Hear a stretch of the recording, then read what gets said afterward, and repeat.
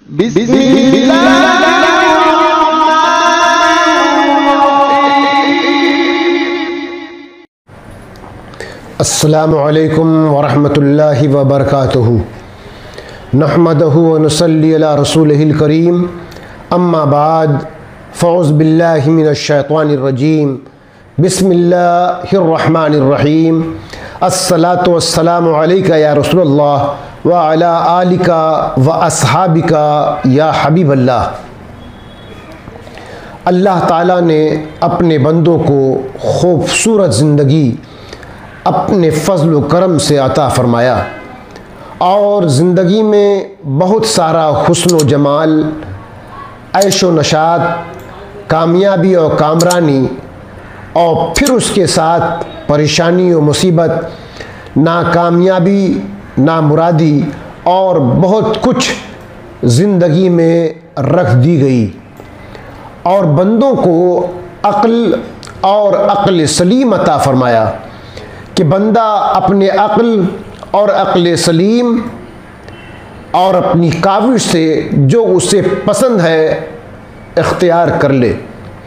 रब्बे कायनात ने दुनियावी ज़िंदगी को नेमतों से माला माल फरमा दिया और नेमतों के सही इस्तेमाल का तरीक़ा भी बयान फरमा दिया और उखरवी ज़िंदगी को नेमतों का, उखरवी ज़िंदगी की नेमतों का वादा फरमाया और उखरवी इनाम व इकराम का दारो मदार दुनियावी ज़िंदगी की नेमतों के सही इस्तेमाल पर रखा और फिर ये भी फरमाया 30वां पारा में, सुम्मा लतुस्अलुन्ना यौमैज़िन अनिन नईम।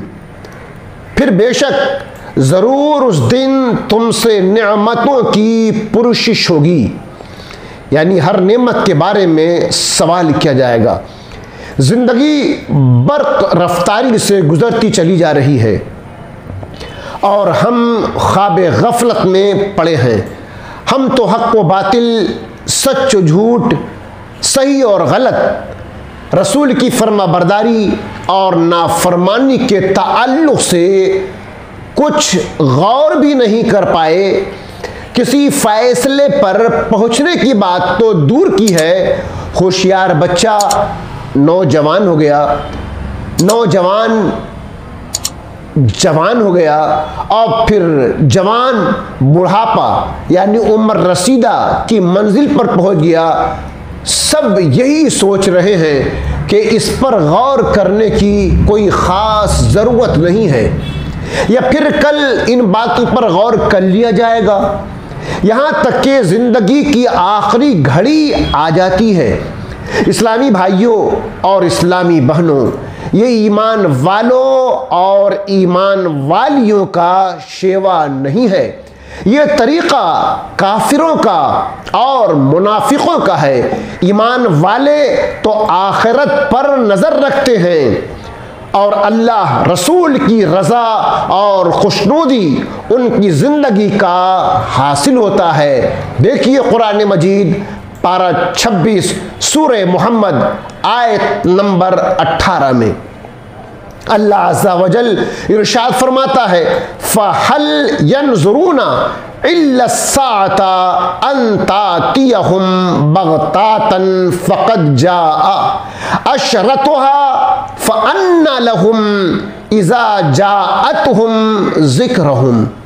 तो काहे के इंतज़ार में हैं मगर क़यामत के कि उन पर अचानक आ जाए कि उसकी अलामतें तो आ ही चुकी हैं। फिर जब वो आ जाएगी तो कहाँ वो और कहाँ उनका समझना। फ़हल यंज़ुरूना इल्ला साअता, तो वो क़यामत ही का इंतज़ार कर रहे हैं।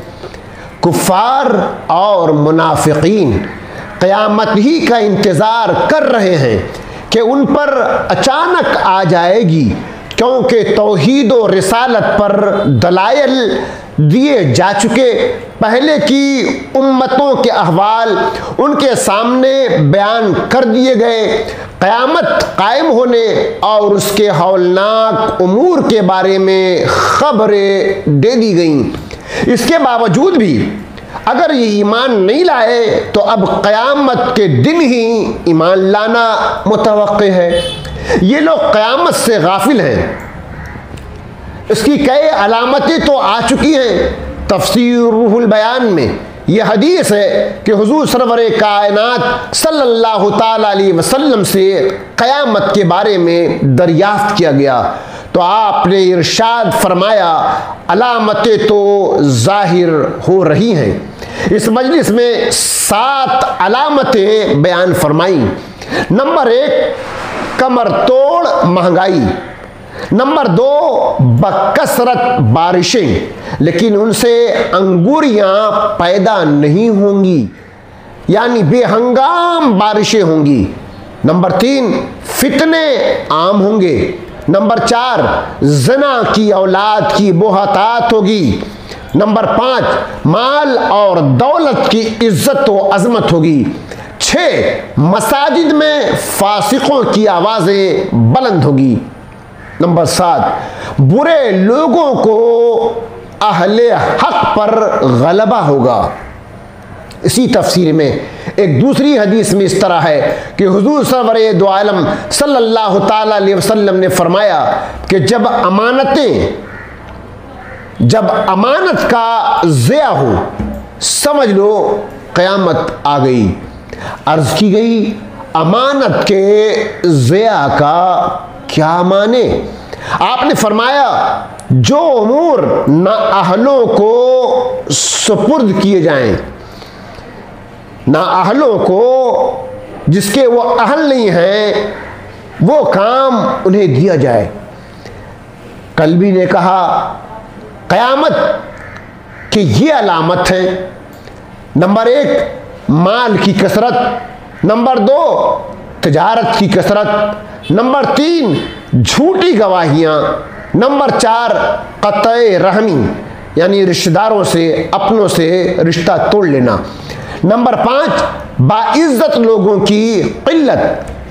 नंबर 6, बदमाशों की कसरत। इसी तफसीर में इसके बाद ये हदीस भी है कि तुम तो चाहते हो कि वो दौलत मिले जो गुमराही की वजह यानी सबब बने, और फ़क्र गरीबी वो जिससे खुदा को भूल जाए, और मर्ज वो नसीब हो जिससे फसाद हो, और बुढ़ापा जो कब्र का मुंह दिखाए यानी मौत तक ना छोड़े, और दज्जाल जो छुपा हुआ शर है, और क़यामत जो काली स्याह और सख्त कड़वी है।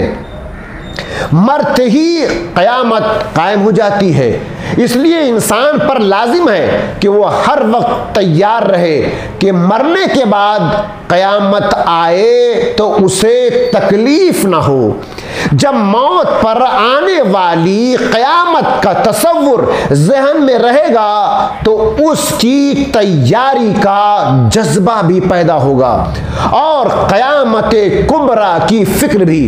हज़रत अबी हुरैरा रज़ी अल्लाह ताला अन्हु से रिवायत ये हदीस है, और इस हदीस के आखिर में रसूल मकबूल सल्लल्लाहु ताला अलैहि वसल्लम ने फरमाया, कौम का सरदार फासिक बदकिरदार आदमी होगा और कौम का नुमाइंदा रजील होगा, और शरीर आदमी की इज्जत इसलिए करनी पड़ेगी कि उसकी इज्जत न करने पर सताएगा, और गाने वाली औरतों का गाना आम हो जाएगा, मज़ामीर बाजे गाजे फैल जाएंगे और शराबें पी जाने लगेंगी, और इस उम्मत के आखिरी लोग अपने असलाफ और बुजुर्गों पर लानत करेंगे।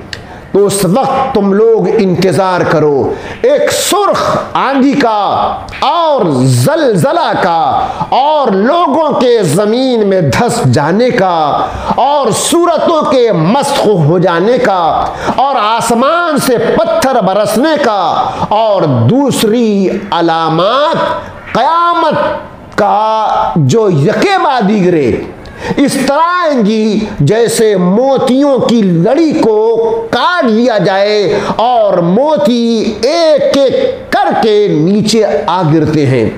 कुरान शरीफ और अहादीस करीमा की रोशनी में जायजा लीजिए कि हम किस दौर से गुजर रहे हैं। ऐसे हालात में इस्लामी भाइयों और इस्लामी बहनों को क्या करना चाहिए और क्या कर रहे हैं। इनफरादी तौर पर सबों को अपने तर्ज जिंदगी पर और अपने अमाल पर ठंडे दिल से गौर करने की ज़रूरत है। आज अगर फरमान इलाही और फरमान रसूल के खिलाफ बेबाकी करते रहे तो हम आने वाली नस्ले इंसानी को हक व सदाकत और दीनी एतबार से कुछ नहीं दे पाएंगे। इसलिए यही नस्लें कल क़यामत में अल्लाह अज़्ज़ा व जल के हुजूर आपके दामनगीर होगी, तो फिर आपका क्या बनेगा। अल्लाह ताला रहमत आलम सल्लल्लाहु ताला अलैहि वसल्लम के तुफ़ैल हम सबों को सिराते मुस्तकीम पर चलने की और दीन समझने की तौफीक अता फरमाए। आमीन सुम्मा आमीन। व आखिरु दावाना अल्हम्दुलिल्लाहि रब्बिल आलमीन।